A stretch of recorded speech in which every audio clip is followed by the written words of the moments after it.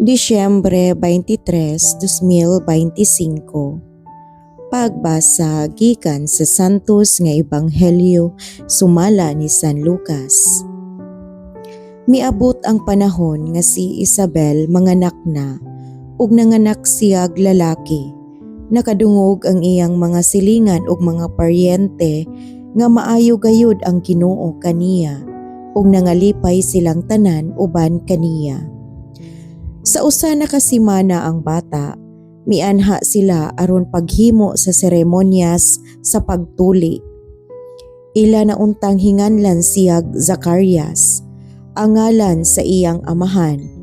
Apan miingon ang iyang inahan, ayaw, Juan ang ingalan kaniya. Miingon sila kaniya, apan wala man kamoy paryente nga nagdala niya ng pangalana. Unya, misenyas sila sa iyang amahan aron pagpangutana kaniya unsay gusto niyang ingalan sa bata.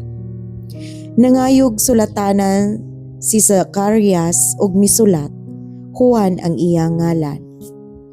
Ug nahibulong pag-ayo silang tanan. Diha-diha nakasulti si Zacarias ug gidayeg niya ang Dios. Nangahadlok ang mga silingan ug mikaylap sa tanang kabungturan sa Judea ang balita mahitungod ni ining mga butanga. Namalandong ang tanan nga nakabati ni ini ug nangutana, unsa kaha ang kaugmaon ni ining bataa? Kay tataw kaayo nga ang gahom sa Ginoo nag-uban kaniya.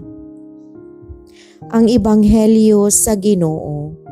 Daygon ko ikaw, O Kristo.